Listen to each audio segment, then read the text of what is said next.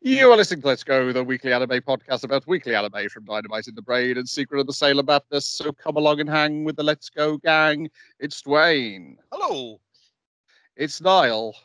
How are you? And it's me, Brian. And on this episode, we are covering the anime that aired the week of August the 31st to September the 6th, 2024, starting with One Piece, episode 1117. Sabo returns, the shocking truth be told. New I don't Sabo. think they get to any shocking truth in this. No, it's just like let me get to the start of the shocking truth. Let me set up the shocking truth. Just yet. No. It's not in. Yes, not even north, south, east, west captains. I think. Yes. Yeah. So they're discussing like, no, I didn't kill Cobra, but I don't mind that people think I did, because while we know that Cobra's while we know Cobra's a nice king, other people who we want to raise up against their governments don't know that, and so therefore it's to our benefit that they think that I've killed a king. They're also let a crisis the two guys go to waste. Yeah, exactly. But they're also implying is like, if he was like, we thought he was a good king, but if he turns out he was an evil king, we're cool with that, Sabo. We don't like, it suits our revolutionary cause that you kill that guy, so we're cool with it. I like the framing of it, like where he's pouring wine. It's like, it's blood. I don't care of the spill of blood for the cause. That kind of, yeah, it works. Yeah, they established 8 different countries rose up, overthrew their rulers after the revelry. I think more did, but 8 successfully overdid that, because 1 got fucking wiped off the face of the earth. So that's a little different. Yes, so they managed to bring a bunch back with them, though, thanks to Sabo. And then the bulk of the episode is getting to see the at least 3 of the leaders. I don't think we see Betty do anything in this episode. It's the other 3. We get to see them fight various people, and some animation is recycled with Ryo Kugio's. His fights got his animations recycled, though Morley's isn't. The best bit of animation in this episode is Karasu versus Fujitora. That is a pretty badass fight, and it establishes that Karasu's thing is not a crow-based devil fruit. It's a soot-based devil fruit that he chooses to represent itself in the form of crows. He thinks crows look cool, so he can make his powers look like crows. So yeah. And we get to see Lindbergh do some stuff as well. I mean, like Lindbergh does. I mean, he doesn't do much, but he does roll up on a jetpack with a laser gun, which is pretty cool for a Catman. Like, you can't deny that. And then the funny bit is we get to see the Cypherpol agents who we know previously from being in 9 and now I guess in 0, watching the fight go on and choosing not to get involved at all. Well, that's not our job anymore. That's those other Cypherpol guys who now are just a bunch of guys with guns by the look of it. Yeah. 0. I mean, we got demoted. We're less than any number. Charlos is trying to capture Shirahoshi again, this time using Kuma, and Sabo will have none of this. And then at the end, we've got Cobra going to meet the 5 elders, and Pell and Chaka are not allowed in, only Cobra. And then we're promised a load of stuff that we were promised this episode will actually be next episode with reveals and stuff. And also our I can't remember the guys' names. It's there are thousands of characters, Brian. That's totally forgettable. Yes, the 2 members of the Straw Hat fleet who are there. The little guy, and it's Sai is the big guy, and what's the guy little who's a called? Dwarf? And wait, no, the dwarf guy is there, isn't he? Yeah. Is he called Turbo or something, or those the other guys? That feels right. If that's not one of their names, that's gotta be. Or is that the other duo from the Colosseum I'm thinking of? The little Bumblebutt man. Anyways, it's the dude with the spear and the Elizabethan ruff, which is really like, Yes, that's Sai, and then the Leo. Leo's the okay. Oh, you mean the little dwarf man? Oh, okay. Yes. Yeah. I mean the thing that's. No, I'm not saying someone who is small. I'm saying someone who's classified in One Piece as a dwarf, even though it does not resemble any kind of like traditional a fairy or Tolkien a pixie. dwarf. Yeah, pixie with a bubble butt kind of thing. Yeah, he's Hutch the Honeybee. I think that's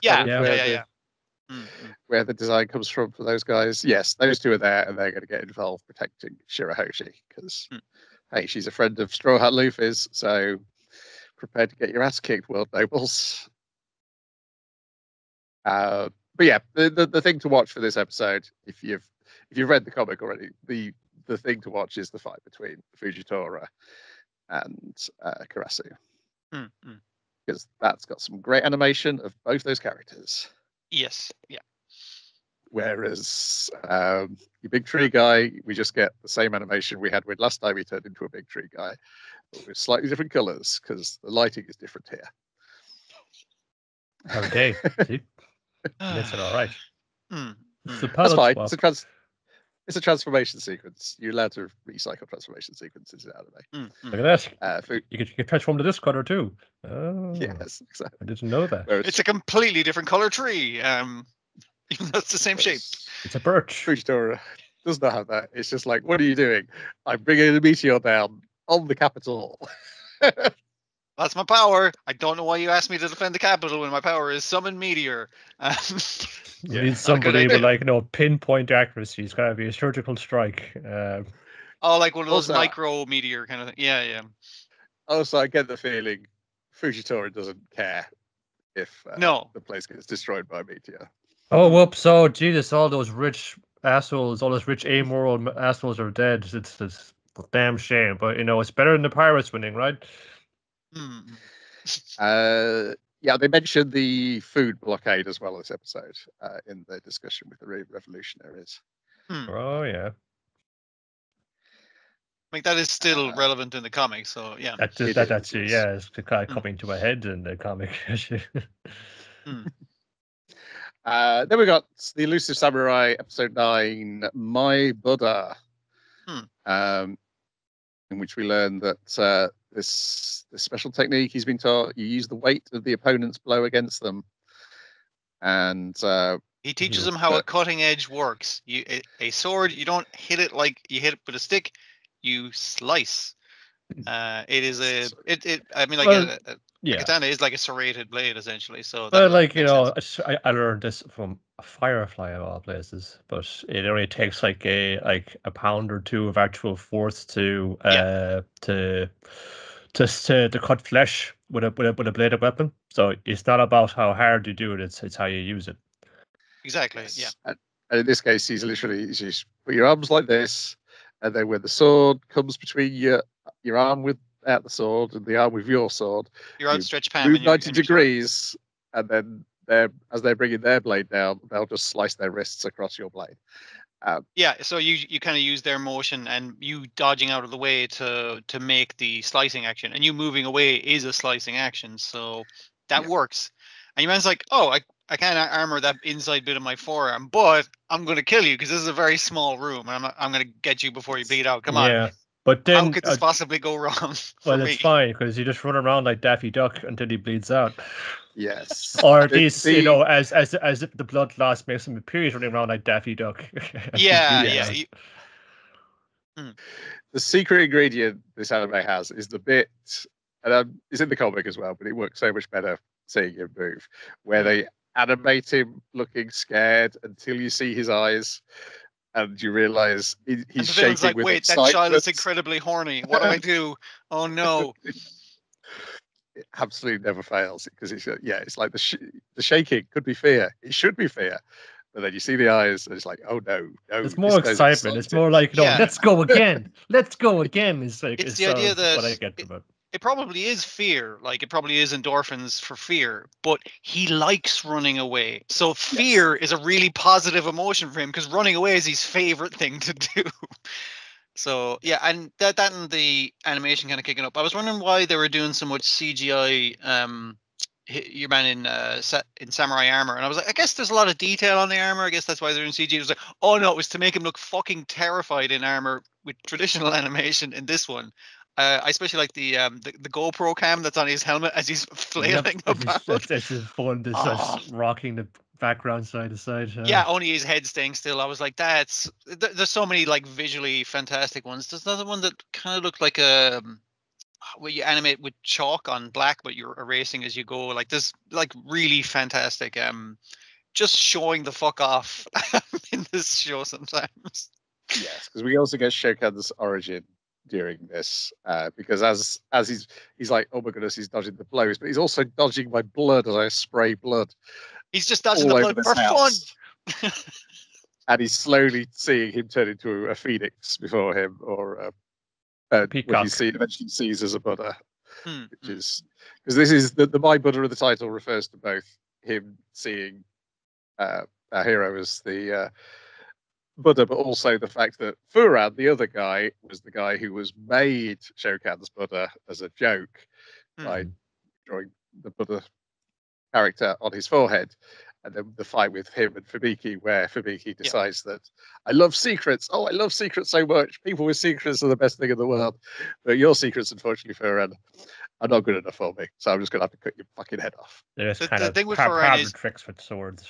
He is hiding his technique. He is a much better swordsman than he appears to be. Not as much as I'd like him to be, but okay. So this is as high as you go. All right, great. Now I can kill you. I'm like, and he takes a few cuts in, but it was more like I'm letting you get a few cuts in just to give you like, have you got anything else? No. All right, now you die, which is very. And he starts off with just kicking him in the nuts, which is like, it's like, oh god, he knows martial arts. It's like, he kicked you in the nuts, dude. I mean, you weren't expecting. Hey, this is war. We're fighting dirty, remember? Yeah. Even when samurai going, this honor shit is like really not paying off, or is it? Yeah. Also, he's disappointed that because Furan's like he asks him about where he learned his technique, and Furan's like, I would never tell you what to tell you. And then it becomes clear to Fubuki, he's like, yeah, you can't tell me because you figured it out for yourself. You weren't taught it properly. You copied someone. Someone made something up. Yes. Yeah, you copied someone who was better than you, but you didn't learn why you have to do it that way. Because it's like, okay, you haven't learned to bend your wrist a little bit to disguise what fucking your swing's going to be. It's like, okay, you know the theory, not the practice. That's unfortunate, but time to be beheaded. And the other guy is telling the 8-year-olds, James is going to have to kill them because he'd love to train them to be terrible people like he was. To which they kill him and cut his head off. Yeah, just fuck him up. You're one being just super badass by grabbing the Nagatada like by the blade. Just like, I'll hold him steady. You run up behind him and fucking murder him. It's like, oh shit. I am fighting two people. That is more difficult despite me being an adult and them being teenagers. Yeah. Yes. And they're like, well, if Yoroshiki's prediction is true, then by the time we're 10 years old, we've got to be able to kill adults without any problem. So got to start here. Got to get practice in while you can in the minor leagues. It's like the XP slingshot, you know. You just yeah. You find someone real tough when they're really early on. It's just like you go whoop, up you go. Super good, super fast. Then Sadamune turns up and is shocked to see this child again. What's he doing here? He's constantly frustrating me. Well, his first reaction is like, you, and firing an arrow at him, which is like, I guess, his standard fucking thing. But it's the fact that then they just get into an argument as opposed to a fight.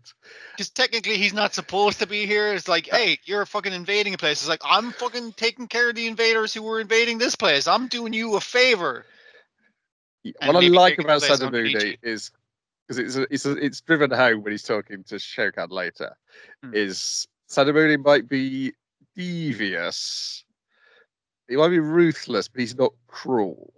Yeah, he's not necessarily evil, like, is the thing. He's just like, maybe a bit power fucking thing, but he's just like, I am going to be sensible, which he's not.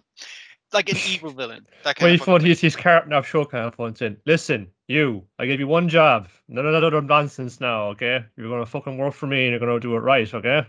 No banditry, all right? You hear me? It's like, yes, master, please. I am so high right now. Yes.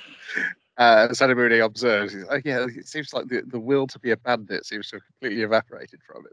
Yes, because weirdly, fighting Tokiyuki is probably made Shokan a better person, which then may make him a worse enemy to fight at a later date. Yeah, and it's the other thing of like him catching like the viscera of the blood inside the room. It's like, why is the blood all inside that house as he's riding away? And he's kind of like, not a problem for me right now. And him actually giving Shokan the thing he wanted is like, here's a plot of land. No more being a bandit. You defend this as a soldier, and I'll give you the rights to this land and that kind of shit. So he's just like, wait, that's the thing I wanted. That's the thing I lost, and why I turned to banditry in the first place. Thank you, but you've given me everything I've ever wanted. Yes, because the reason Sadamune backs off is because Yorishige shows up with his reserves, and also Genba with dynamite, which further annoys Sadamune because again is that child again who was frustrating him a few episodes ago.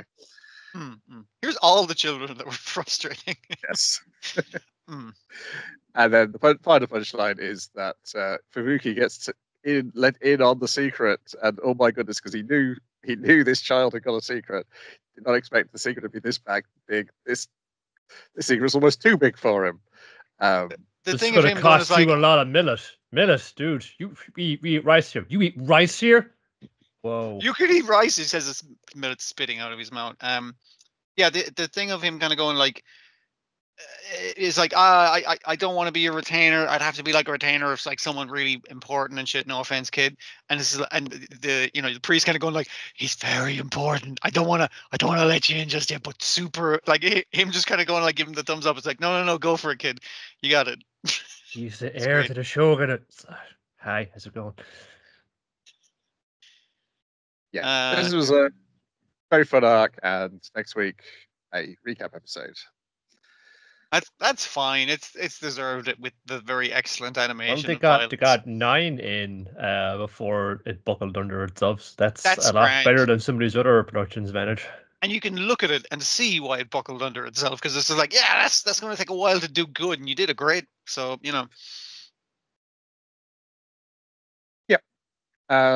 Yeah, very fun. And it's done its job. It's convinced me to start reading the comic. So mission accomplished. Yeah. Because the mission is just we've got to get Brian to read the man. Nobody else. Just Brian. That's the time. Spider did it just for you. Kuniko Man, Perfect Origin, episode 8. Have we got a title for this? I didn't go bother. With the first and final signature move. Yeah. Okay. Opening is these two fishmen kill each other. It's a clear draw due to the deaths of both wrestlers. No. Listen, you got to give that to Atlantis. He was alive last, so I think that's a win. But he didn't walk away from it. He died floating on his feet. Yeah. I think if you die within 10 seconds of the other guy in wrestling, I think it's a draw because it's normally a 10 count. Do you have to walk out of the ring? Because this was out of the ring at this stage. This was in the 10s. Well, that's true. So probably double count out. It counts as then in that case. I mean, they're both heels, so yeah. Okay, well, fair. They're also both dead. But from the Akuma Chojin's point of view, that's a victory because we're not here to survive. We're here to kill those guys. And you did kill that guy dying doing it, but so that's a win. So you get the horns. They're very happy with this result. This is our weird kind of honor that we have. I don't just expect you to get it because you're good. But you could put your goody two shoes.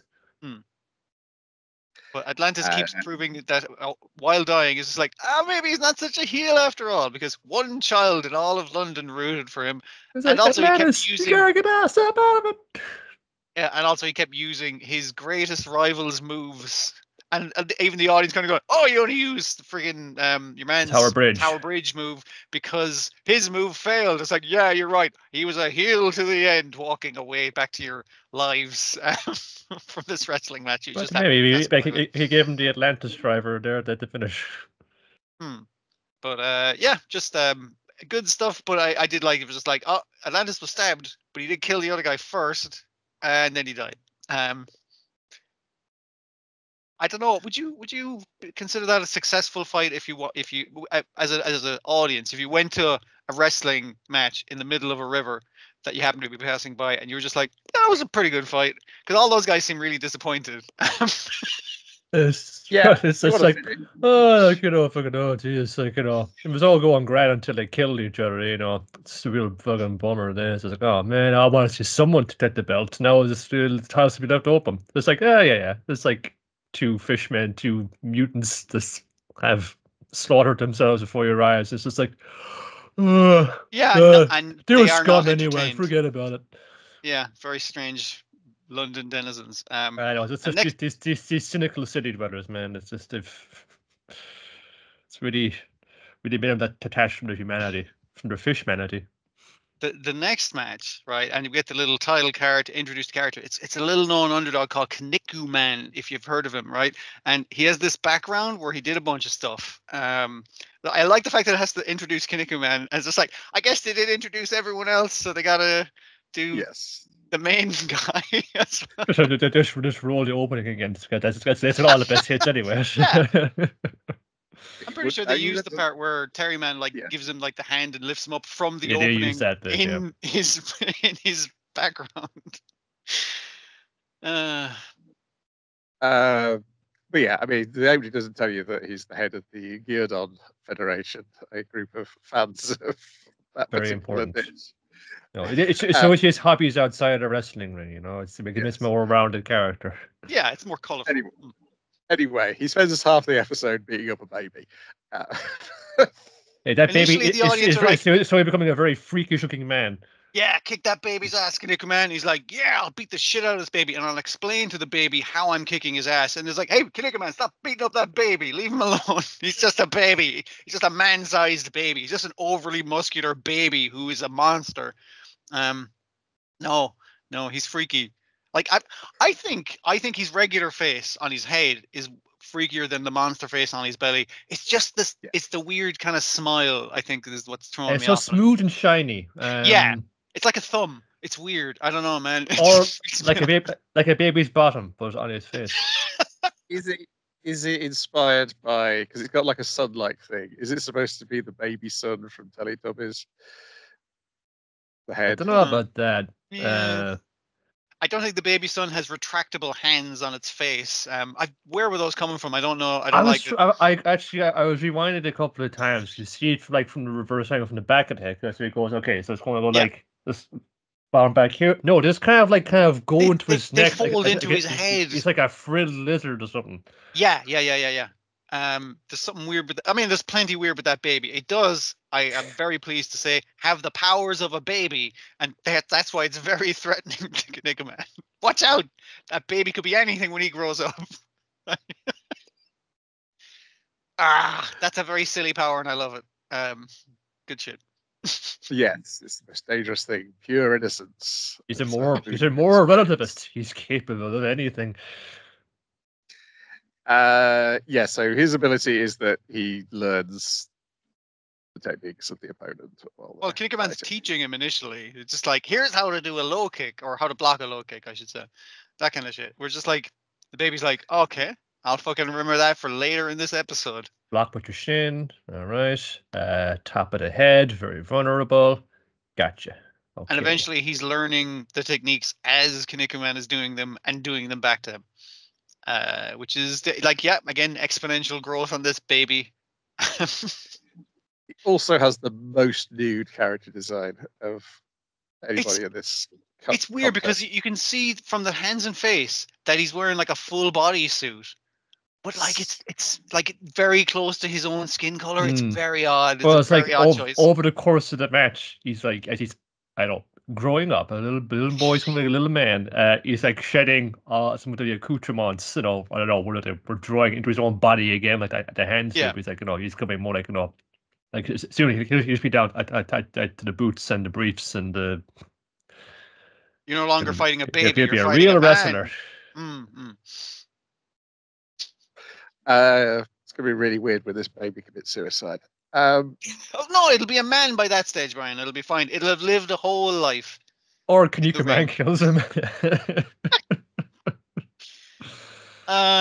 Dear. Yeah.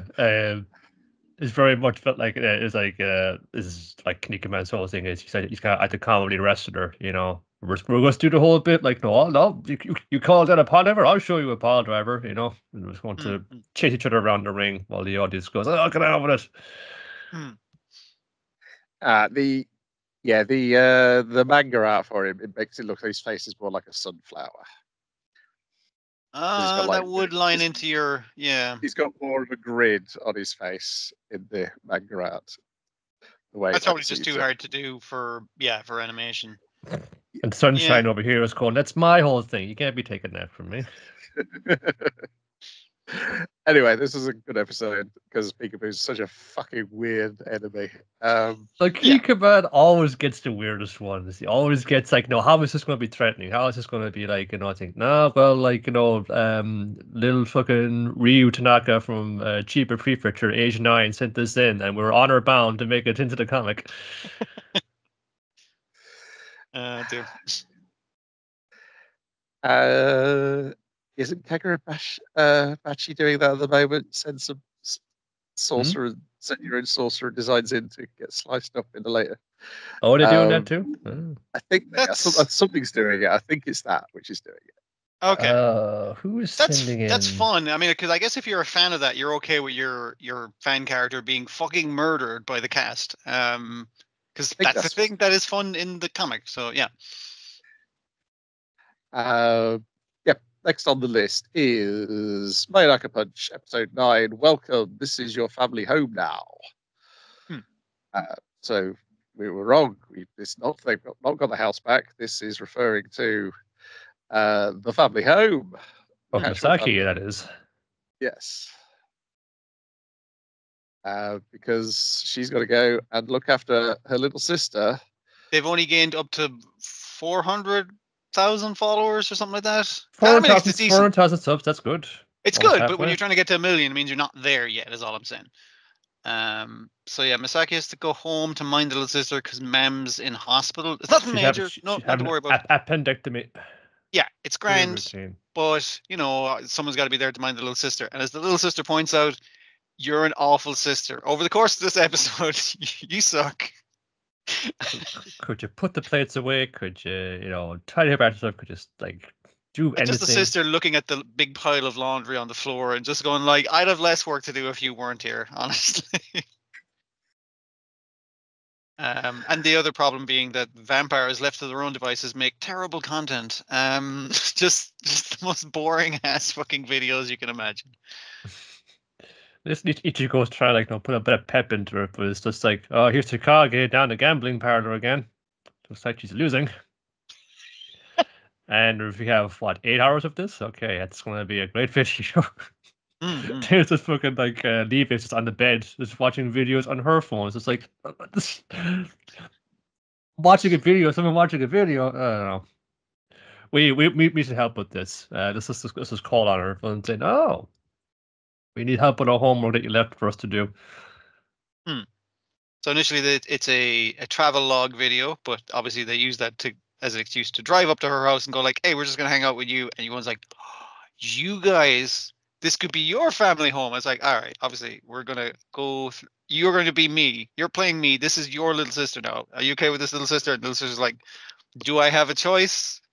And it's basically going through each of them and how much and all is they're terrible at being an older sister, or in the case of one, a younger sister. The little sister keeps pointing out how bad a character she is in several ways. Off a test of form of, little sister, remember that time we used to play games with each other and we used to play hide and seek with each other? I remember that very well. I'd find you and it'd be grand, but you would be it and try and find me and you'd be there for hours. Never come find me. So I remember most. And everyone's like, good. The guys behind the camera are good. It's like, okay, let's let's play a little now. That kind of thing. It follows a similar attack where it's like, no, did I ask, oh, remember that time you used to do this and saying, nope, I remember you being a real asshole to me, like a real nasty big sister. So, yeah. I think my favorite bit is when Takagi seemingly kills the little sister by throwing a snowball incredibly hard at her head and giving her concussion. She'd be grand. She's at a hardy age, still grown. I also like the joke when an old lady kind of comes to bring over some, some leftover dinner, that kind of thing. And she's like, "You don't look familiar to me." It's Misaki, you've changed an awful lot, haven't you? You're a different height and everything. It's very strange. I wasn't expecting that at all. But the fact that they got the old lady to sign a waiver and then everyone else is just like, wait, so were you sticking with her as the sister or what? Because they kept changing at that point. They're just like which of this footage can we use? We're just getting her to sign off on the footage of the old lady next to her neighbors just so we can potentially use it. Better keep it all, It could be good B-roll, and we're still deciding who's done this the best. Yeah, or the least bad. It was on a point, though. Yeah. Trying to remember how this is the one I'm struggling to remember how it ends. The way it ends is something along the lines of the little sister actually is a fan of the channel and has you can't ask her to be supportive of the older sister now because she's always been supportive of her. She complains about it. She's like, "You were a shitty sister to me. You've always been selfish, but I've always been there for you. I'm always going to be by your side. I'm your biggest fan. I want you to be I'm your first center. and oldest fan." Yeah, I want you to be front and center in the videos as well because, I really like you. So when she gets everyone from Ayonaka Punch to sign like a sheet for her because she's a big fan of the channel, she also wants her sister to sign it despite being the producer, that kind of thing. It's just like, yeah, but you make good content. I like your YouTube videos, that kind of thing. So it's the idea that it's just like, yeah, family, they hate you and love you, I guess, at the same time. Yeah, well, I suppose that's what Misaki was like, still head over from last time. It was just like, that should be me on the stage. I still feel like that pull from being like in front of the camera, being in the videos like that. So I kind of left them because they're the stars. They can handle this now. They learn enough from me, but obviously they can't. But so this is what you add to it now. You're like, your role might have changed, but it's like your talent for this, your eye for this has not changed at all. People still need that. Yeah, and I mean, like, a lot of the metaphor, I guess, for all of them being a poor version of her is like they can't stand in for her. They can't be her. It doesn't function like that. So she still has value, but very slowly realizing that, I assume, over the course. Well, as her own family has supported her, now she has this like a very odd vampire family that she's got to take care of. So yeah. You go and devote your energy towards them, and let me just clean up around here. No, it can't be picking up after you all week now, can I?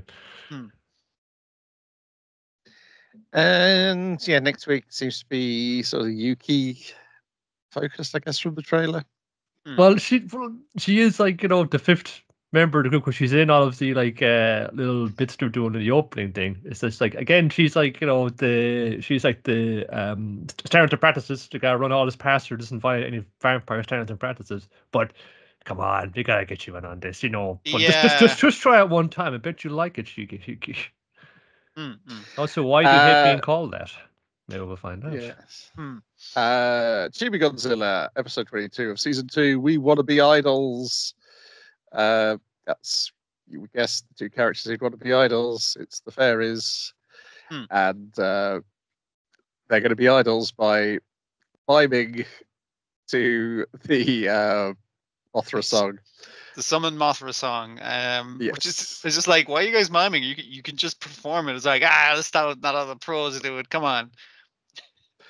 And now we're going to sing our second song, the original version of the song, which is not our song. We're just going to mime to somebody else singing it. And Godzilla's fucking mad about that because he's a Godzilla fan. So.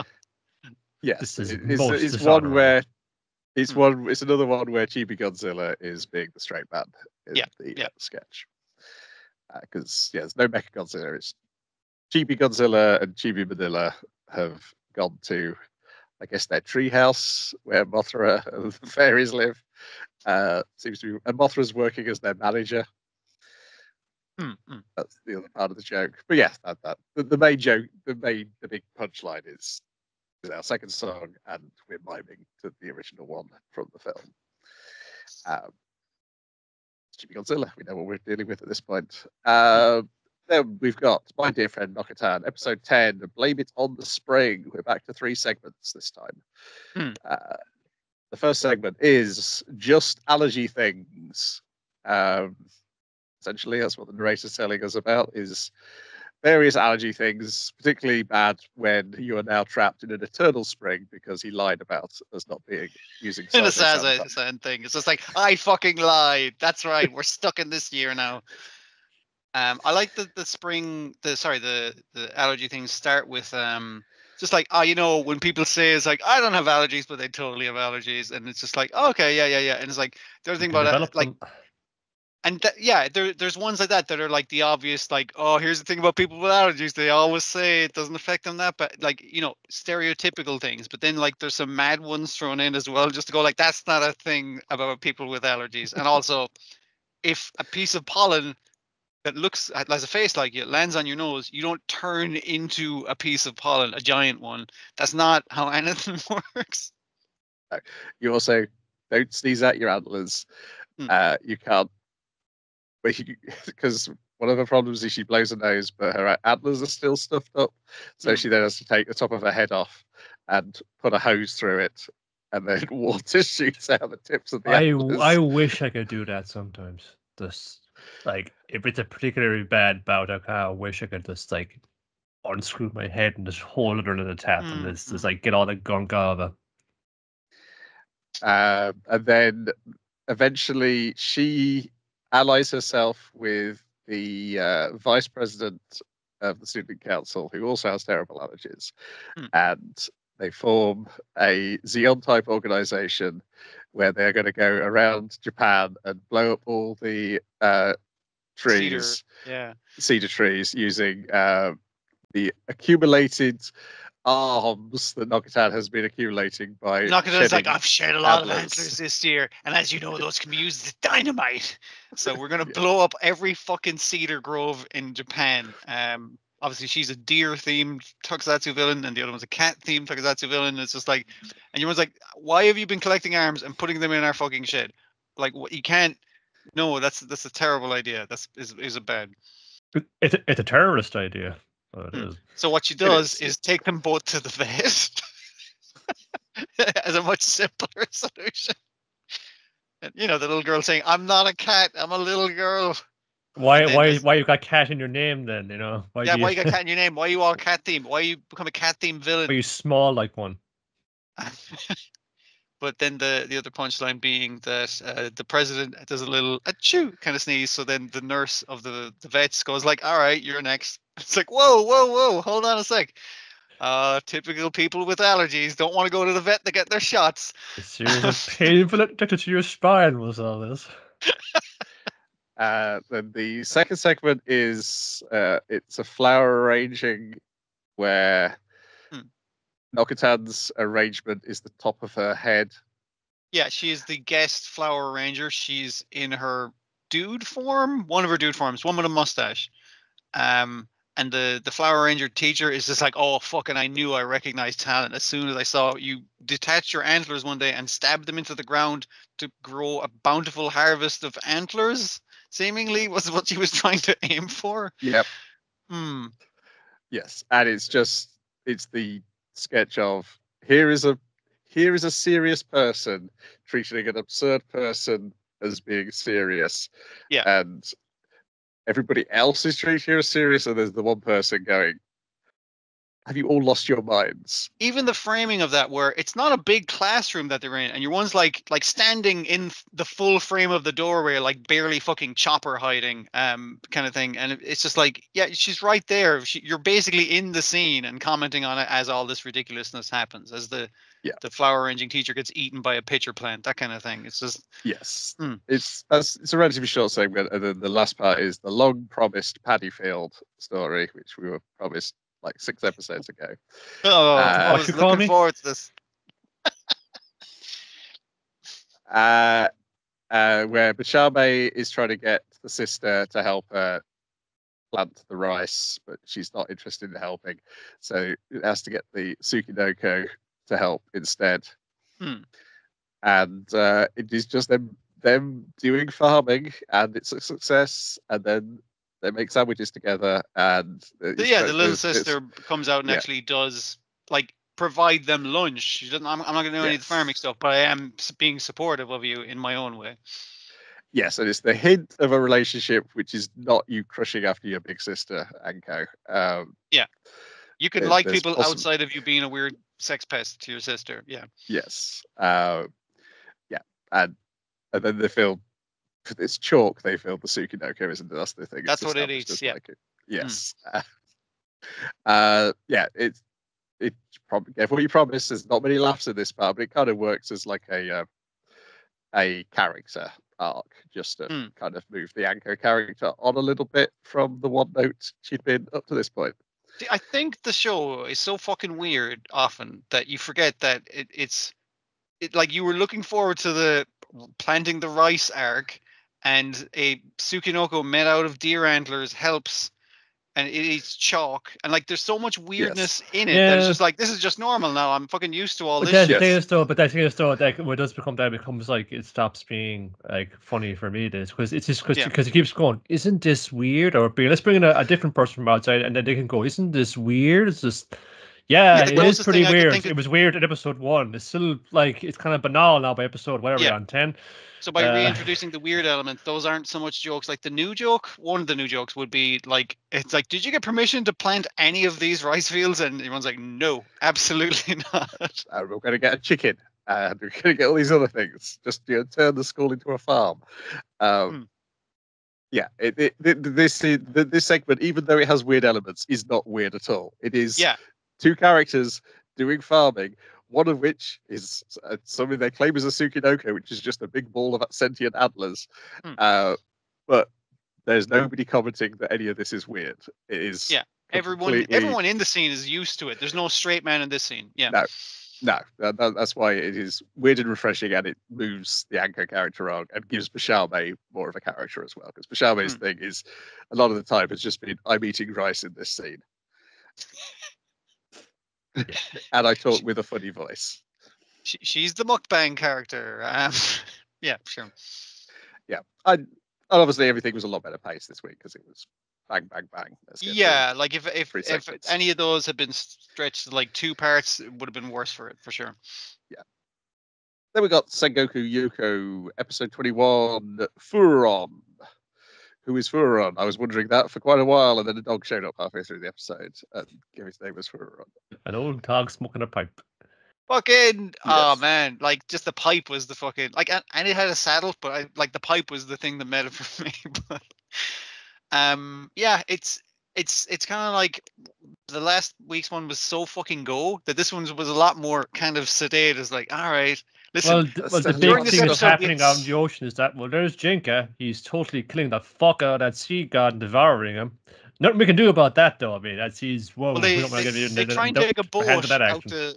They try and take a boat out to him, but he's got like a force field up, and they're like, oh, "Okay, so how Psychic Cat? Did you know this was going to happen?" Yes, I could predict the future. Where you went out on a boat and you couldn't get there because it was a force field. And it's like, why didn't you fucking tell me before I took the boat out? Like I rented that fucking boat. But it's the idea that it's like that's just how it fucking goes. But the idea that you can't surpass it unless you have a similar power is like, but he just ate like a local deity, so we need a local deity to kind of break through the barrier, but he had the local deity of that part of the ocean. What should we do? Hold on, let me see. Well, ladies, you stay here. You need to go outside. It's like, why? Why am I gonna go outside? Is this the lady thing? I don't know. But like, oh wait, no, there's one of those like mad gods that come out again. The void people are at their old tricks again. I better go into the spirit realm and see what's going on. In the spirit realm, the view of it is just like, here's 2 copies of the mountain god, and just like the guy is just kicking on the ground, and it's like going, just kicking the shit out. It's like, Stop it. And it's kind of like, he's gearing up. It's like, all right, now for another confrontation with the Void people. And it's just like two fucking versions of that god just kicking this guy while he's down. And him just going like, fucking dispel all this. Like, yeah, it's very anticlimactical, which is very funny. We'll see you again. Yeah, because you didn't defeat us. We'll be back with another god we've driven mad. Yeah, so the crux of this episode is Senya pondering whether he should help the Void people, because it's like, if I help them, then I don't have to fight Jinta. And also, I have no fucking skin in the game of helping Jinta. Is the thing he keeps like? Is that's like, yeah, I don't. It's like, listen, I get it. Very upsetting. I don't really care. It's not anything to do with me as a character. These two motherfuckers had to go and threaten a dog. Oh man, introducing a dog for the purpose of threatening it, man, that's some cruel shit. I gotta give it that. Not just any dog. His dad's best friend. It was a dog. His dad's best friend, who was a cool old man dog smoking a pipe. I was just like, that's the coolest dog I've ever seen in my life. What are you talking? You can't do anything to that poor guy.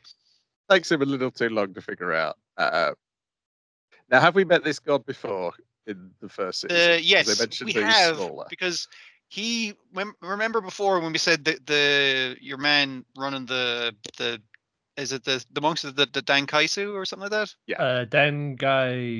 Dengaisu. The Exorcist monks who got the guy running the Exorcist monks in the season 1 he trapped a local deity like a mountain god or something like that, made him into a fucking castle and then rode him around like a mech, and that's why the mountain god was like, hey, you got to help me free my other friend, local deity, who is currently a castle. That's this guy. We've never met him like this. He was a castle last time we saw him. So they do know him. It's like, oh, we've met. It's like, yeah, but you were a castle. It's like, yeah, I don't want to talk about being a castle. It's very uncomfortable for me, honestly. They were riding around like a mech. I don't even remember half that shit. Because behind his back, they're discussing, yeah, we don't think we can fight him. He's the most powerful in our group, but we're all going to go to the mountain god. He wants to see her. We want to rescue the dad. So we're all going to head in that direction with him. It's basically like it takes its time, like galvanizing people's motivations and stuff, and they do that also by inserting a beach episode partway into the thing. Yes. It's just like a little beach episode as a treat, like, but yeah. You're all too tense. You gotta loosen up a little bit. Yeah, I mean, like it helps. So yeah. So they all relax a little bit. Doesn't know where the dog comes from. The god is like, yeah, just give it a think. I think you do know who this dog's talking about. Yeah, because the dog goes up to him and is like, hey, you're one of the Silverhair clan. Do you know this guy? And it's like, no, I don't know that guy. It's only me and my dad. I'll give you a clue. Like, he raised you. Yeah. Who has raised me? Like, even the description of it's like, he's got silver hair. He's really serious. Just very like straight-laced kind of guy. It's like, no, that doesn't strike a bell. They tried to send Sakiko home. And she's like, I'm not having any of this. But in the back of my mind, I'm like, God, I'm not tough enough, so I'm going to go out and train at night. And then the god shows up, but now he's talking with a different voice, and he's become very pervy. So he challenges me to a fight, so I can get one hit on. Well, he challenges her to, if I grab your tits, then I win, kind of contest. But if you land a blow on me, then I don't get to grope you. And she's like... It feels like that thing he's doing is like he's half serious or a bit serious, but half is like, I'm putting this on, but then it's like, no, it'll be a trick to motivate her into fighting better, because now I got. But also that he might actually be a sex pest. Yeah, there's a threat besides, but it isn't like a threat to your life. It's a threat to your virtue. It's different. Yeah.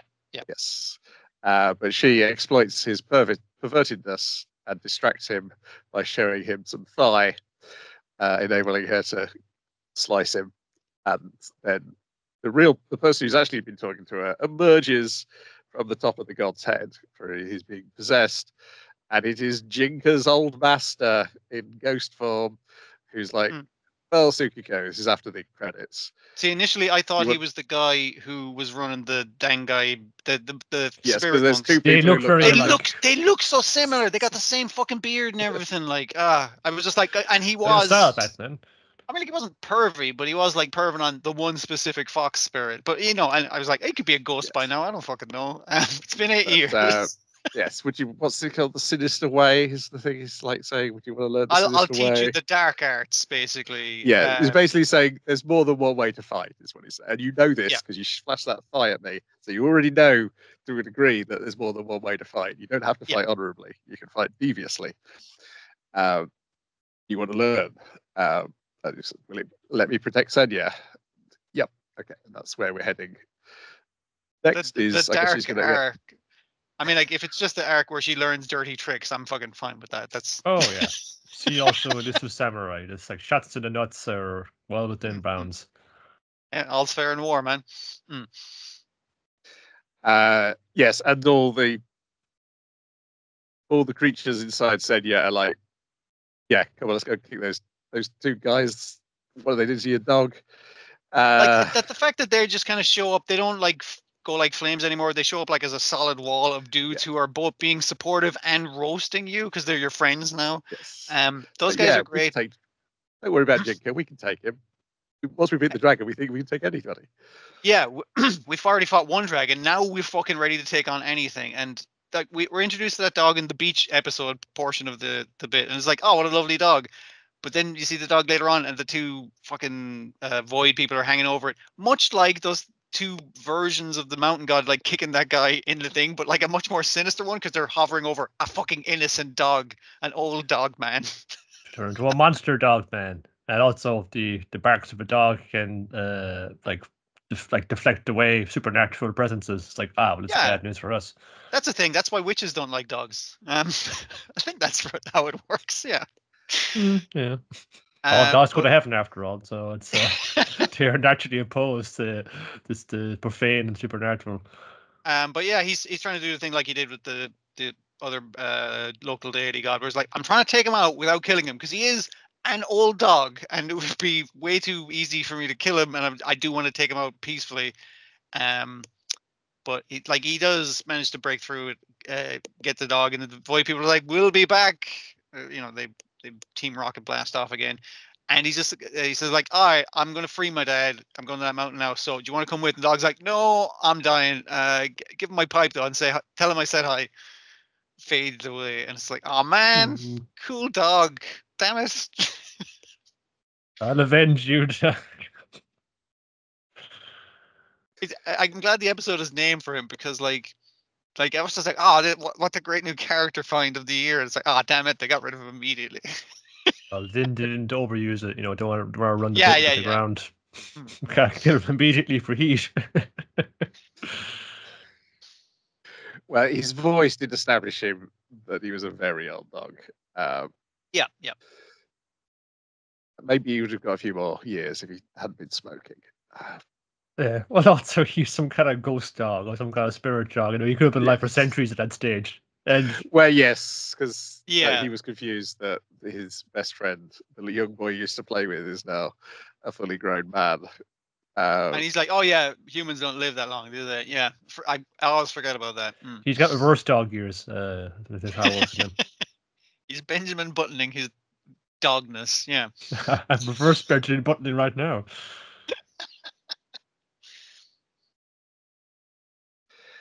Yeah, this is superb. And then we've got Dungeon People, episode 9, King and Dungeon Master. Who's better? That's my dash. Well, that's pretty much pretty much the plot of the episode. So it goes into the world building of it's weird that this town is allowed self-govern. That's an unusual thing because it is part of a greater kingdom. But the king recently, not abdicated, what do you call it when you go like, I'm going to retire being king, you, my son. That's abdicating, abdicating the throne. I thought that's where you do a runner, my bad. That's, I don't know, that's called, you've been dethroned in a coup, I suppose, how that would usually cause that course of action. Anyway, so yeah, the king's passed it down to his son, and then our dungeon master explains to Clay that it's just like, oh, yeah, there's this deal we got going that we're allowed to do whatever the fuck we want, do our dungeon thing, because we do contribute to the economy, and the kingdom is like, we want some of them fucking free armors and jewels that are just pouring out of this fucking dungeon. Yes, please. But they're like, we want to do whatever we do. But every time they get a new king, the rule is they get one chance to kick my ass, and then they can take over the running of the dungeon, that kind of shit. But if they lose, we stick with the deal we already got, which I'm perfectly fucking fine with doing. So I gotta go visit the king, kick his ass, and well, yeah, see how it goes. Clay, do you want to come dressed as a bodyguard or a maid? But you know the cast. Body maid. Yeah, the cast. Clay's like, I don't give a fuck. Honestly, it doesn't really matter to me. And so they're both like maid, and it's like, why? Because you look cute. Like that's it. They're both just like, we won't want to see you dressed as a maid. Herself and the crap, I've forgotten. Ragnar is the dwarf, is it? Yeah, his name is important by the end. Yes, he's something like yeah. See, that's why I'm trying to remember his name. Rangar. Rangar. Sorry.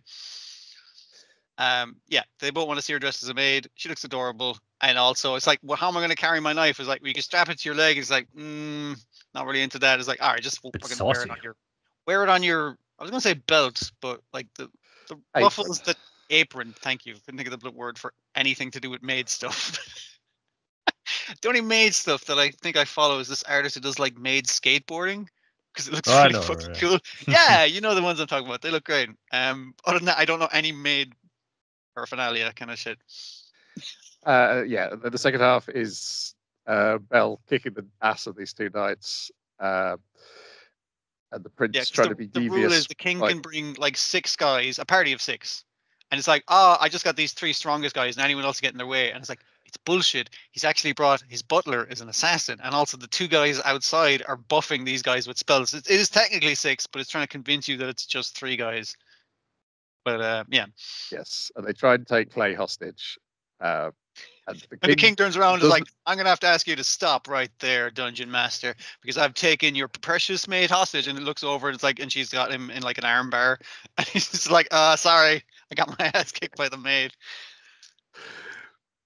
Yeah, and yeah, so they get defeated, they bid farewell, and then we get the bit where the king is being blushing while wanting to know the name of Clay, and Clay is completely unable to read that he's fallen in love with her. And yeah, because she's like, he wants to use me as so he can hunt me down, use me against your one. It's like, yeah, I better give a pseudonym. And she goes through like all the goblins that she's met. Like, it's like, I can't use any of those names. Fuck. Jerry, Steve, Jonas, Nikolai. Yes, it goes Rangard, and the king goes, Rangard, what a wonderful name. And Clay's like, wonderful. Very feminine, very, very delicate.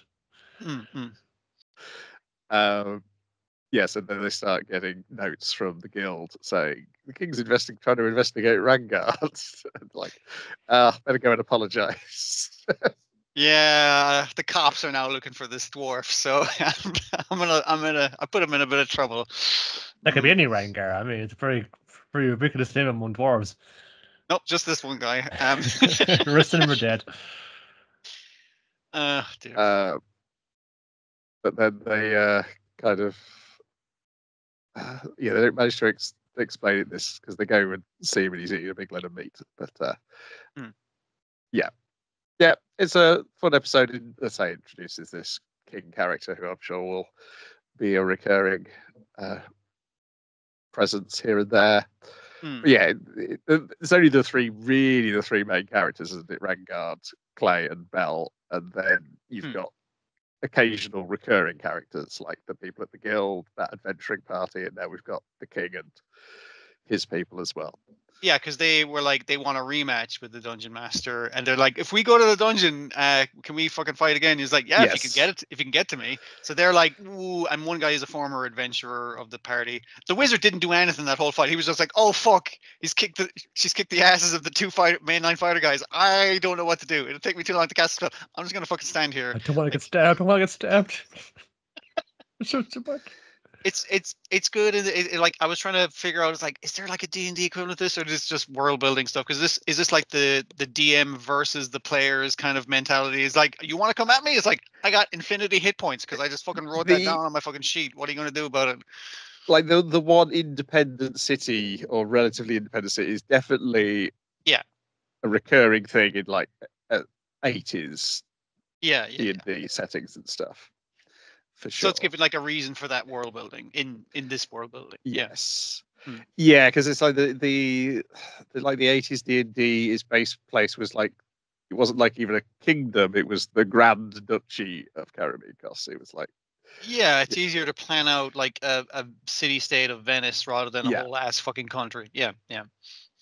yeah, it's that kind of like, this is, and it helped if you make your initial setting relatively independent, then you don't have to worry about creating all the kings and stuff until your players are like a higher level that they go wandering. Because even in the original D&D, the basic and expert ones, it was like basic only like gave you stuff just to go into a dungeon or into a building or into a castle to investigate. It wasn't until you couldn't explore the wilderness until you bought the second book. There was no rules for exploring the expansion the or whatever. Yeah. I guess it's like the modern equivalent is like Baldur's Gate, because that's like there's this little fucking hell dungeon dimension. There's a town built around it. It's like you're good. That's your setting for, and then obviously they've expanded on that since. But yeah. Any word from Terminator, Niall? No, I was too busy not sleeping to fair enough. Get up on things. I'll see what happens with it though. If it's going to do anything interesting with that. Sure. Yeah, I don't think I've watched anything else new or indeed. No, I just been watching old things. I think it's finally clicked with me, Eureka 7. I think I've gotten beyond. Hey, I've gotten beyond the 2 previous times where I watched it. So I think okay, gotta keep this momentum up. Gotta keep going. Okay, I need to do that at some point, but because I was like, I liked Insiders, and well, accounts, Eureka 7's more coherent. At least to begin Insiders, with. listeners, even. Listeners, sorry, not Insiders is the card game. Yeah, for some reason I knew exactly what the fuck you're talking about, though. Yeah, because I thought Insiders? He means the other Daisato thing. Well, if Daisato really gets into like board games, we're going to have Insiders, the anime, any week now. Yeah. Right. Yes. Okay. Let's leave it there before we just become any more incoherent than we normally are. The listeners. For now. Bye bye. Oh, dearie me.